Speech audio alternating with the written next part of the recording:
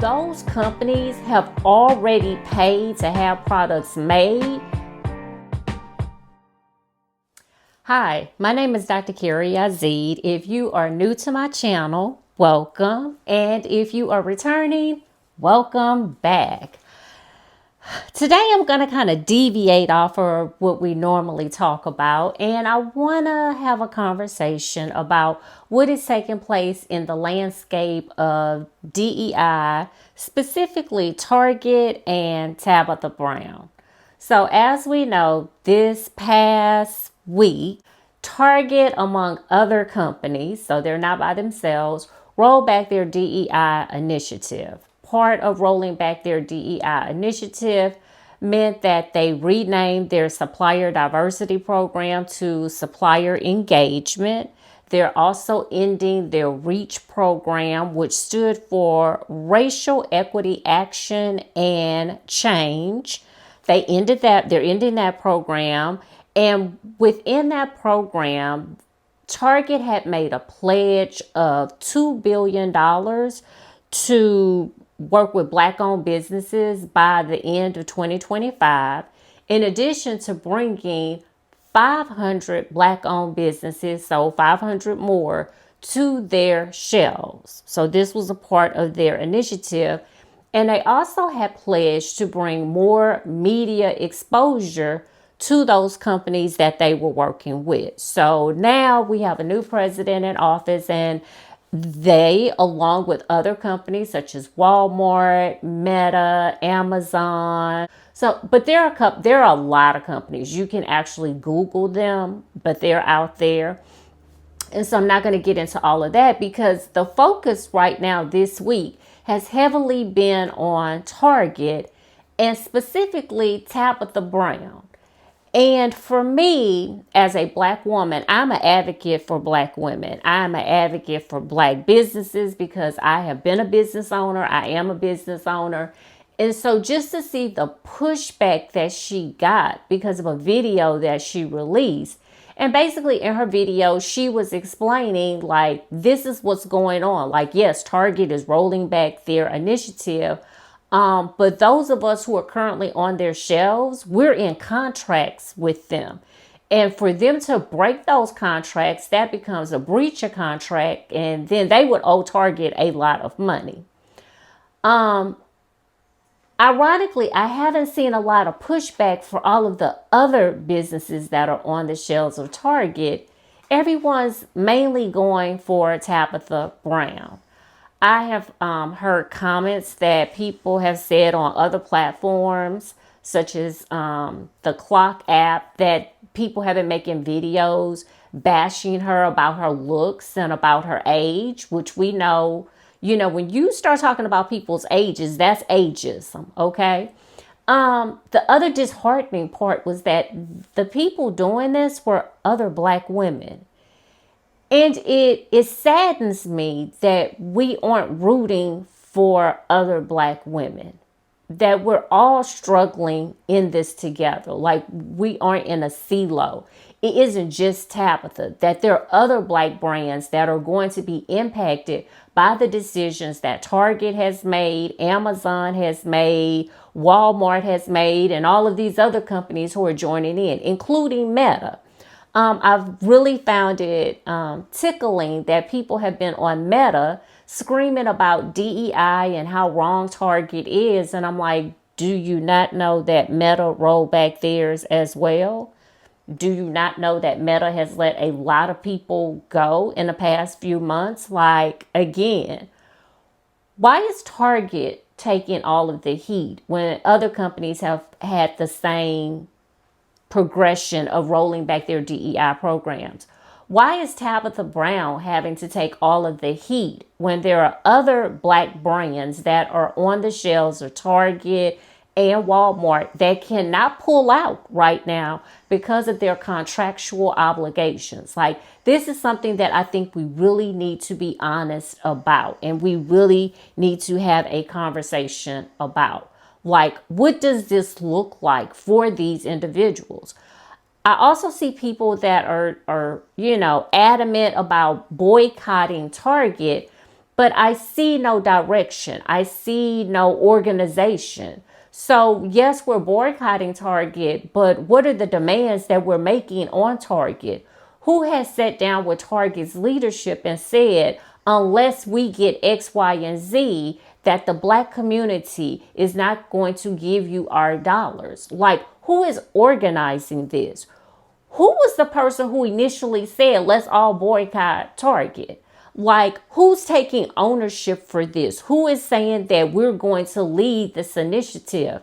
So far, I have not seen any of our civil rights organizations step up to the plate. Now, I could be wrong. If I am, comment down below and let me know. But publicly on social media, I've not seen any of that. I have seen them say that these rollbacks of these DEI initiatives are wrong and that they're going to hurt businesses. But no one is saying we're going to do X, Y, and Z.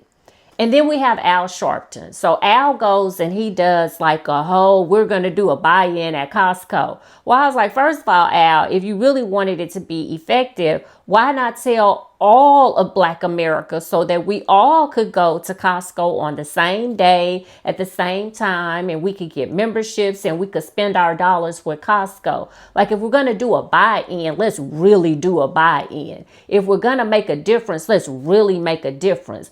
And I was just like, okay, Al, so it looks like what you did was just for show. And where is that going to go behind your 5 seconds of fame with the media that came out and covered it? That's just me. Again, I could be wrong. Let's have a conversation in the comments. Let me know what you think. But I believe that, no, I don't think what Target is doing is right. I think that they made a pledge and they're reneging on that pledge. And because of that, a lot of Black businesses are going to suffer. Some of those Black businesses are going to go bankrupt. They have spent their own money to get their products into Target. So that's how that works. They have to come up with the money up front to create the products and get the products to Target. So that means they also have to pay for shipping up front. Once they do that and the products are on the shelves, once the products start to sell, Target pays them out in either 30, 60, or 90 days. So they're not getting their money back immediately.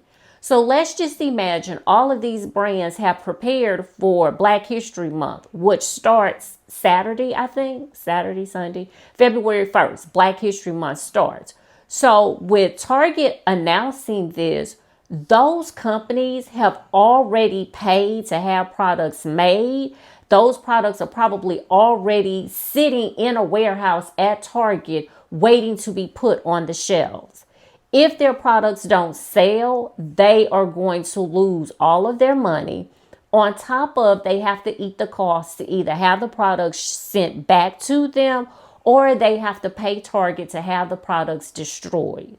Like, I don't think a lot of people understand how retail works when you're coming in as a supplier. So those Black businesses that are in Target, they are considered suppliers. They are supplying a product to Target and Target is selling it for them. Yes, Target gets a percentage of the profit, but also those companies get a percentage as well. If we boycott that, yes, it hurts Target, but it hurts those Black businesses as well. And I think to make the decision to boycott, we need to make an informed decision. We need to have all of the facts. I also think that there needs to be some demands put on the table that, someone needs to meet with Target leadership and say, hey, if you guys don't do this, we're removing the Black dollar. I also believe that there needs to be something put in place to protect those businesses that are currently in Target and cannot get out of their contracts. What is going to be done to protect them? I don't see a safety net being built for them. What I am hearing is Black consumers saying, well, they have to suffer for the good. Too bad. Okay, they might go bankrupt. Oh, well, this is for the greater cause.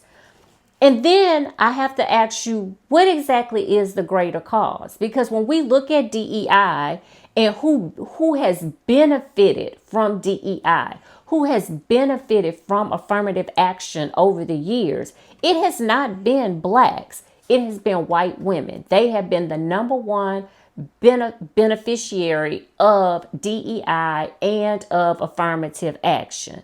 Next on the list has been Hispanics, and then third has been Asians. And then going down the list is going to be your veterans, is going to be your disabled, is going to be your LGBTQ plus community, and then blacks. Yes, we are seventh on the list. We are at the end of the list. So when we say that we're going to boycott and that we're upset about what they're doing to DEI, we need to put into context who DEI has benefited over the years. And unfortunately, it has not been blacks.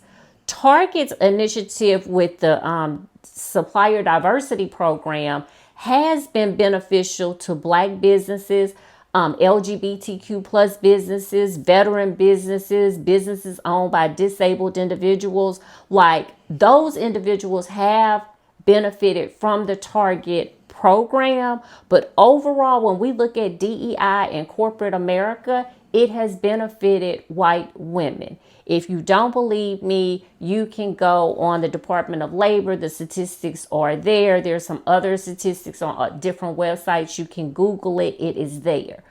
Again, I want us to make informed decisions as we move forward with our decision to boycott specific entities. We need to look at how it will hurt certain people, how it will hurt our people, how it would impact our community. We also need to put pressure on our black organizations, our civil rights organizations that have gotten federal dollars, that get donations from us, and say, what are you all going to do about this? Who's going to go and have that conversation with leadership at Target, at Walmart, at Amazon, and advocate for us and advocate on our behalf?